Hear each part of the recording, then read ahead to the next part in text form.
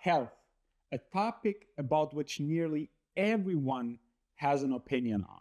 In conversations about nutrition, exercise, or prevention, it quickly becomes clear many people consider themselves competent when it comes to their own body. After all, they've lived in it their whole life.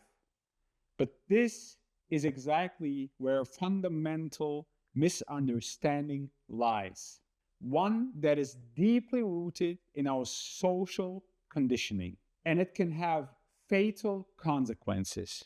And with this video, I want to share my findings and inspire you to take the route towards health and turn your life completely upside down. But first, follow for more. The illusion of health knowledge. Humans tend to overestimate themselves, a phenomenon known in psychology as the Dunning-Kruger effect. People with little competence in a certain field tend to overestimate their skills, precisely because they lack the knowledge to recognize their own ignorance. This phenomenon is especially pronounced in the area of health.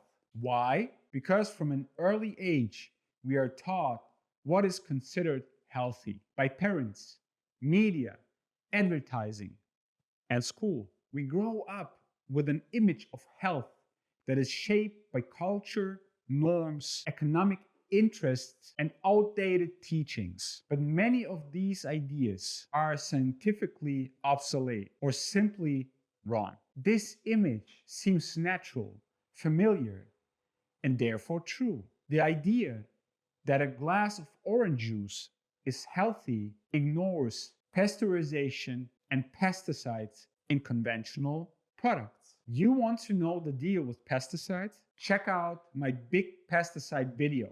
I promise it will blow your mind. The blanket statement that fat or carbs make you fat isn't biochemically accurate and ignores the human being as a highly complex system, and the belief that daily jogging automatically protects against cardiovascular diseases is only correct if it's embedded in a holistic lifestyle. Social consensus versus scientific consensus. In our society, there is an unofficial consensus on what health means. Eat healthy, exercise, don't smoke.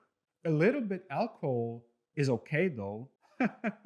It's not. These rules are easy to understand and are rarely questioned. But the scientific consensus is more nuanced, complex, and often counterintuitive. It considers biochemical processes, long-term studies, genetic dispositions, and systemic interactions. Example: white bread with margarine and sausage is often considered a normal breakfast, not a health risk, but it's super problematic in multiple ways. White bread equals sugar, high glycemic load, inflammation-promoting trans fats, processed meat with carcinogenic nitrosamines. Scientifically, it's clear.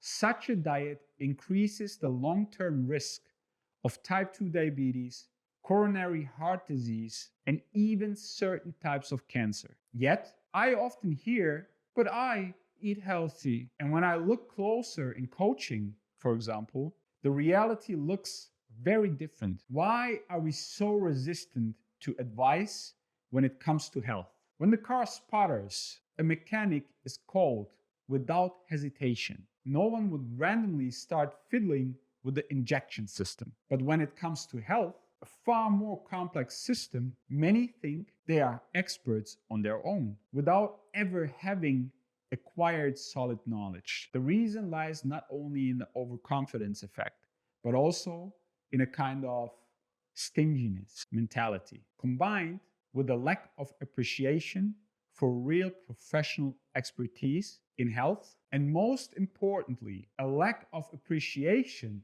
for oneself. How much do you love yourself? Your health should always be your number one priority. Nutritionists, functional medicine doctors, sports scientists, sleep coaches. All these experts exist, yet their services are rarely used. I mean, at least compared to all the scammers out there. Instead, conventional medications and treatments, health knowledge from fitness influencers, diet myths, and dangerous generalizations dominate. Carbs are bad. Organic is a scam. You don't need supplements. You can eat anything as long as you are in a calorie deficit. And these people don't even understand basic physics. It's not calories that make you gain or lose weight. It's the mass of what you eat. Calories equals heat energy, but energy has no mass. But that's a topic for another video. Let me know in the comments if you want to hear more about it. Let's move on. The result? Suboptimal lifestyles that seem healthy but can actually have the opposite effect. The dangerous overconfidence. Another problem.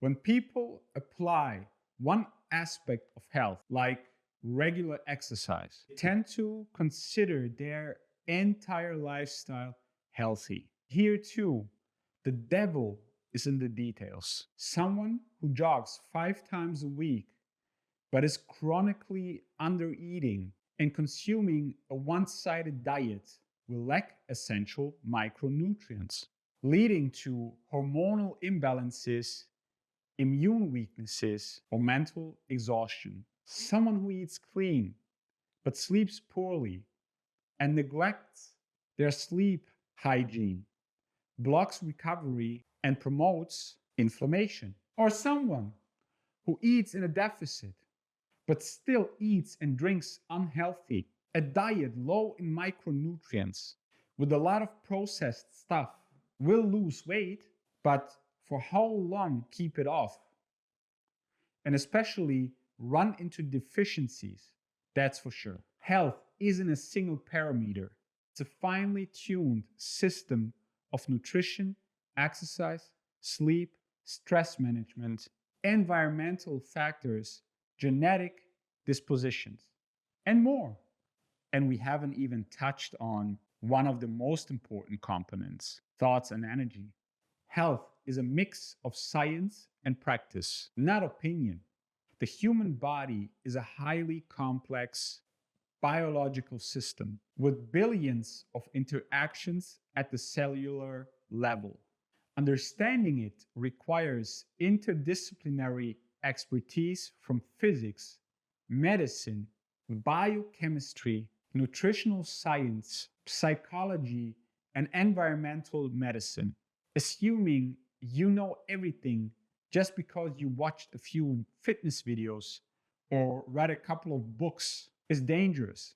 And that illusion is often only shattered when it's too late, after the heart attack, the cancer diagnosis, the diabetes. And I'm not saying you can't or shouldn't become an expert yourself. Of course, it's possible. And in my opinion, it's necessary to take responsibility, especially in a world full of scammers. But if you're currently in need of change, involving real experts can be very wise. Don't be so stingy. True health begins with humility. Health begins with the realization that you don't know everything and that it's worth it investing in proper guidance. Just as we invest in a good car, a good education, or a beautiful home, we should be willing to invest in our health, not only when it begins to fade, but proactively. Health isn't a rigid goal, but a dynamic journey shaped by conscious decisions, critical thinking, and genuine self-responsibility. It doesn't begin with perfect blood values or flawless meal plans, but with the willingness to question yourself and your habits honestly. You don't have to change everything overnight, but you can start today to no longer leave your health up to chance or to the promises of doctors, your favorite influencer, or the cereal box. Science can help, give orientation, and debunk myths. But just as important are personal experience, mindful awareness, social relationships, and the ability to gain clarity in the jungle of information. And above all, be true to yourself. Because your body isn't just this thing that you are disconnected from. Everything is connected. It's your home, your tool, your lifelong companion. You can learn to understand it better, to treat it better, and in doing so, gain more energy, clarity, and joy than you ever thought it's possible. Health begins the moment you take responsibility for yourself, your body, and your decisions. And now, follow for more.